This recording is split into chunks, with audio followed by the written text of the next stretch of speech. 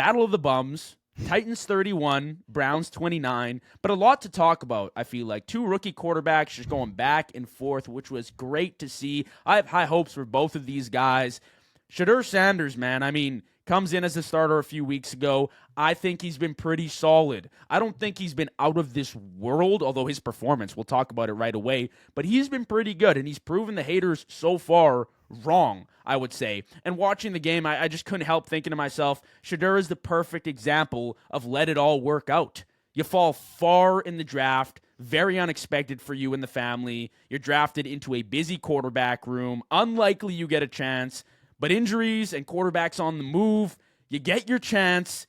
You have one of the best statistical games from a rookie quarterback in history. 360 yards, 3 touchdowns, 97.7 passer rating, add on a rushing touchdown. He showed the ability to escape the pocket, make things happen with his legs, made some beautiful passes for touchdowns.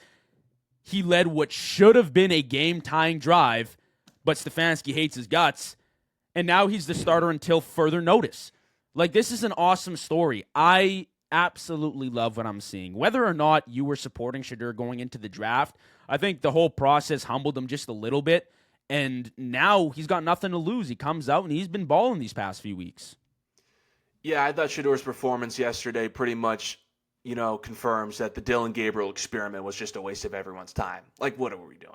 Now, it doesn't confirm anything for me because I've been on this since the jump that Shedeur was the best quarterback in the draft and should have went first round. But, of course, we all know, wasn't Stefanski's guy. Takes Gabriel 3, then Shedeur 5. As we can tell by that 2-point play, what are we doing there?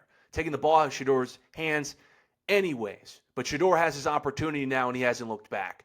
And it's clear to me he's the quarterback for the rest of the year, and I think he should be. He's playing the way he's playing right now. To me, he should be the Browns quarterback next year. I think he's playing so well right now. He's had half the starts as Dillon Gabriel. He's thrown double the 300-yard passing games. He brings more juice, more electricity downfield than Gabriel. But the way he played last night, he's getting more reps as the season goes on. It makes me think that the Browns should probably not take a quarterback next year. I mean, I'm looking at his numbers.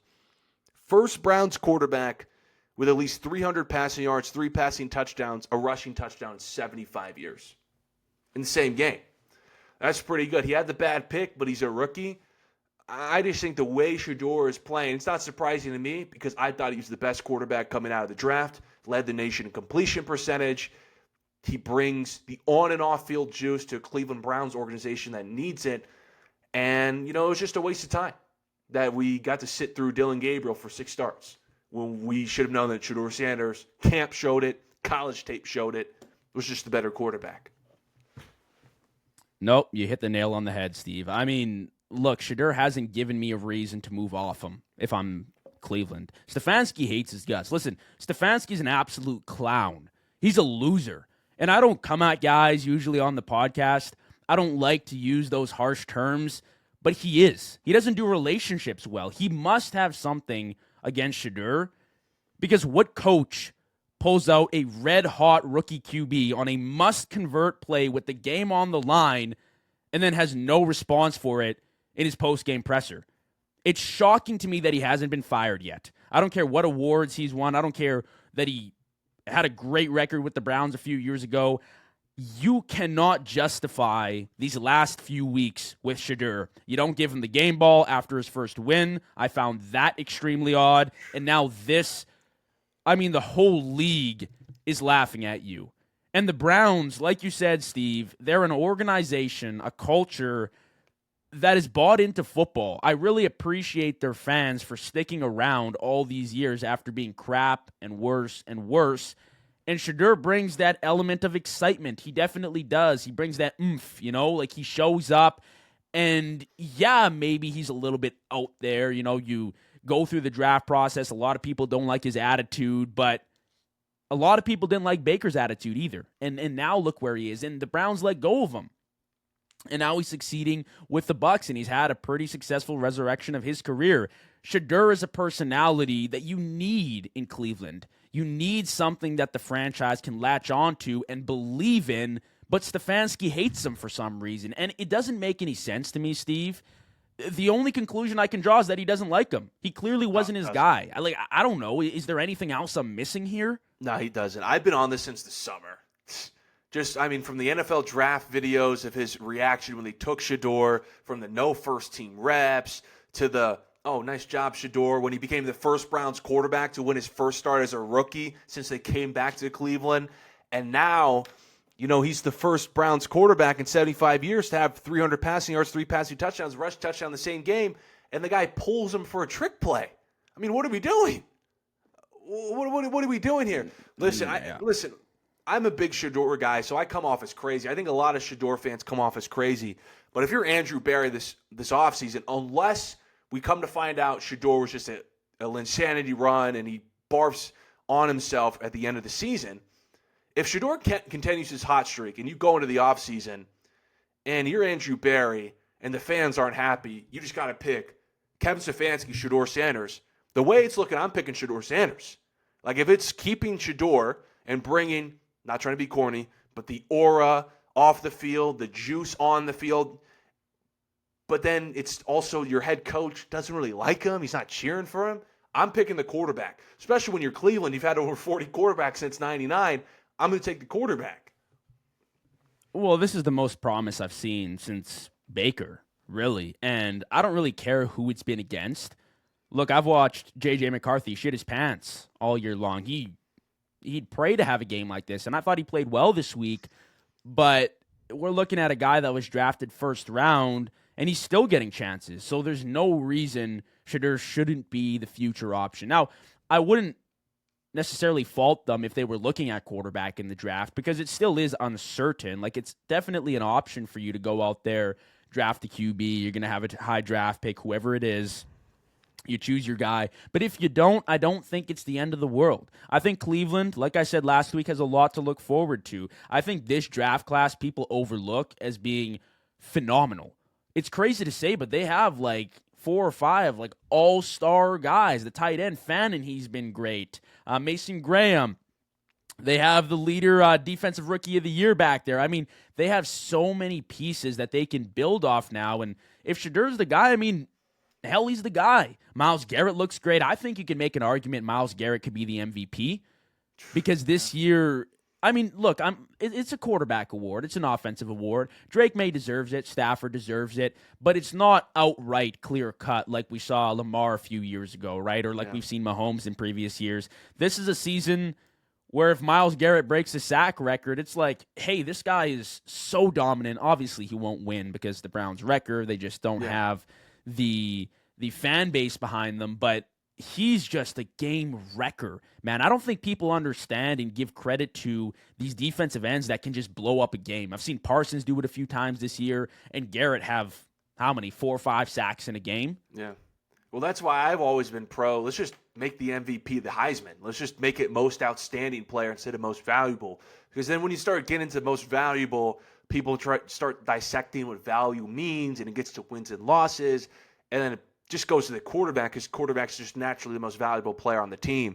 But if we're talking about like the most outstanding player this season, yeah, I think it might be Myles Garrett.